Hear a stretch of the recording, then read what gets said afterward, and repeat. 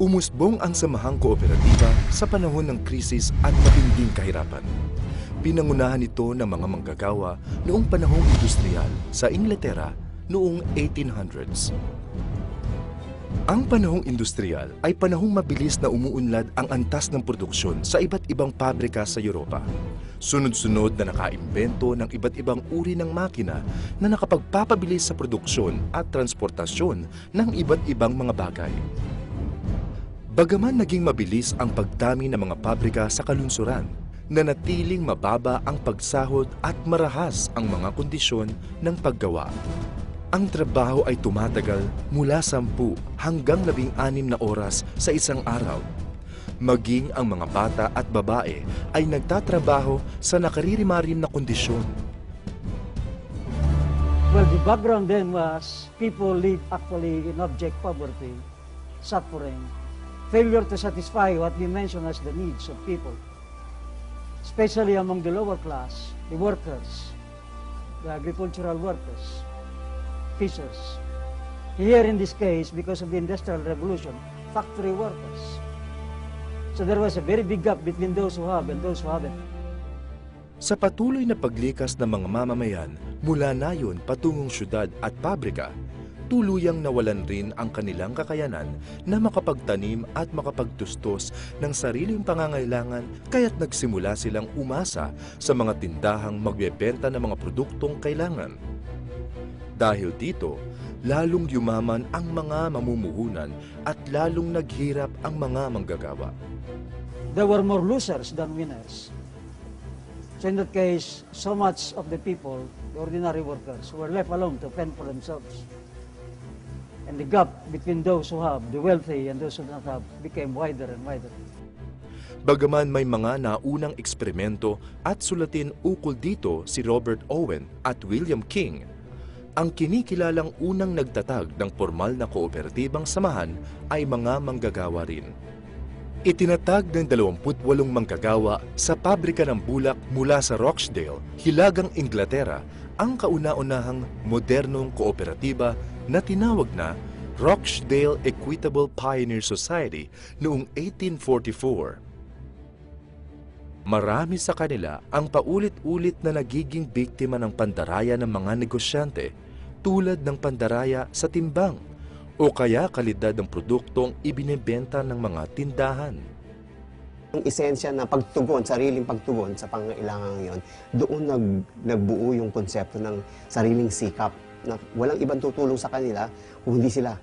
The money that should have gone to the capitalists, if it were a capitalist-owned enterprise, would be profit to the capitalists. But when they themselves engage in these structures, it would be savings on their part. Noong unay, nakapagbenta lamang sila ng 4 na produkto: arena, oatmeal, asukal at mantikilya. Agad itong lumago at dumami ang mga kasapi nang napag-alaman ng mga tao na ang tindahan ng mga Rochdale Pioneers ay hindi nandadaya sa timbang, hindi naglalagay ng chalk sa arena, at hindi nagpapatong ng napakalaking tubo sa produkto. Binigyang halaga ng mga pioneers ang mga values at principles sa pagpapatakbo ng kooperatiba. Pinakitunguhan ang lahat ng mamimili ng may katapatan at respeto. Ang mga kasapi ay nagbibigay ng sabing puhunan sa negosyo ng co-op, kung kaya't binigyang halaga rin ang karapatan ng bawat kasapi na patakbuhin ang sariling negosyo. Kung gayon, ang mga mamimili ay hindi lamang customer, kundi kamay-ari din. Ang mga values at principles na ito ay nananatiling gabay sa lahat ng kooperatiba sa buong mundo hanggang sa kasalukuyan. Ang pinaka-basic na konsepto ng cooperative is yung self-help, pagtulong sa sarili.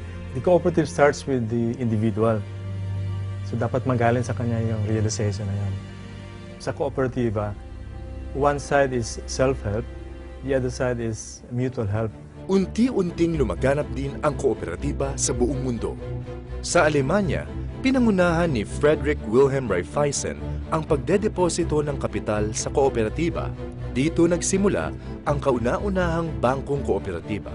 Noong 1901, Pinamunuan naman ni Alphonse Desjardins ang kanyang dayosisa upang makabuo ng kooperatibang makapag-aangat sa mga tao mula sa kahirapan. Nakita ni Alphonse Desjardins ang magandang nangyayari sa kanyang pag-aaral sa bansang Inglaterra, Alemanya, ibang bahagi ng Europa. So, naging buo sa kanya at naging klaro sa kanya na ito pala ang paraan para makatulong. Meron din particular na pangailangan sa bansang Amerika na natugunan nila. Ito yung pagpapalaganap ng mga electric cooperatives.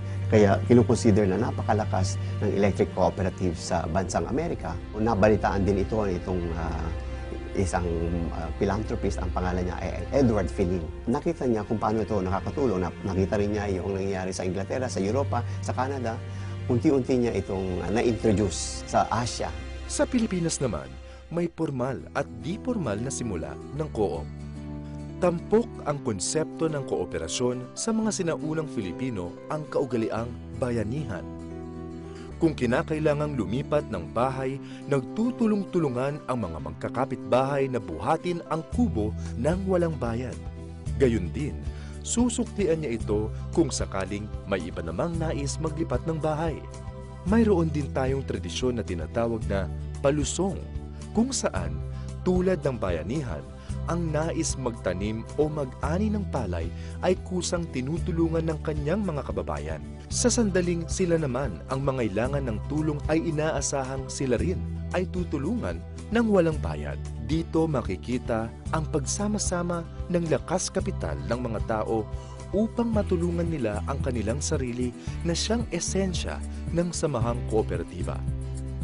Ang unang naitalang kooperatiba sa Pilipinas ay itinatag ng ating pambansang bayani, si Dr. Jose Rizal, nang ipatapon siya sa dapitan.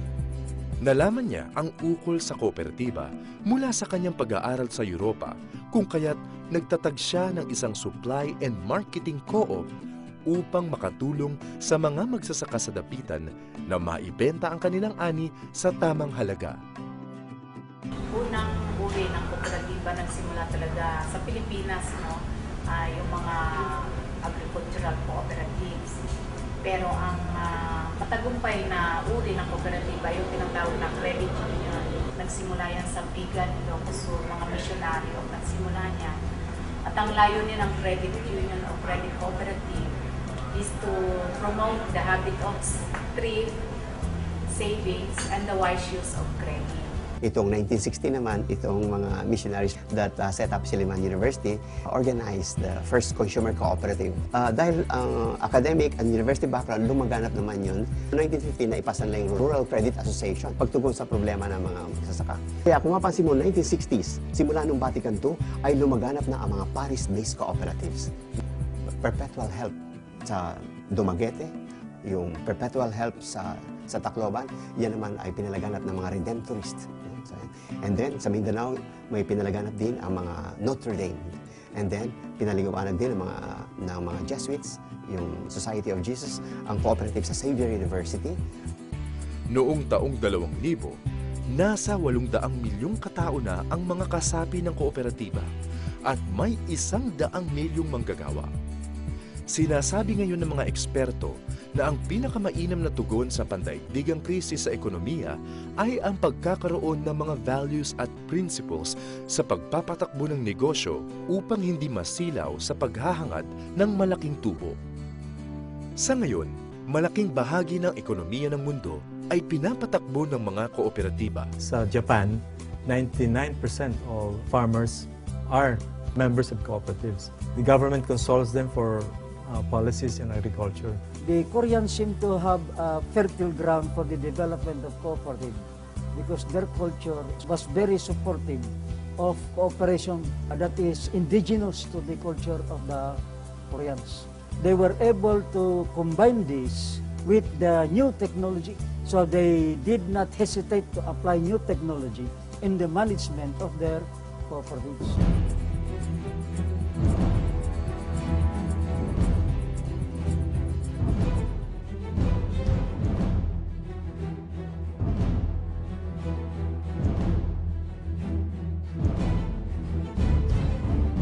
Unti-unti, nare-realize din ng maraming nagtatagoy ng kooperatiba itong pangangailangan na maging matapat doon sa mga prinsipyo, filosofiya at saka practices ng kooperatiba. Dahil sa mga kooperatiba, nabigyan ng pagkakataon ang maraming mga tao na kapag aral man o hindi, mahirap man o profesional, na maiangat ang kanilang kabuhayan at dangal, magkaroon ng patuloy na karunungan at makatulong sa kapwa. They realized, and they knew it right from the beginning, that it's a business enterprise. However, it is a business with the heart, they say, in the sense that in their coming together, they inculcated certain values which are rarely, or we do not see that in ordinary commercial enterprises among the capitalists. But it's an alternative system. They're offering an alternative, especially for people who are excluded, let's say, excluded from society or from the economy because they have limited means. In the Philippines, we need to remind ourselves of this kasi right now, those same problems like extreme poverty, exploitation, injustice, nangyayari pa sa atin yun eh. And the cooperative is the only way, the only institution that can provide them not the refuge, but the capacity to improve themselves. May asenso sa pagtutulungan.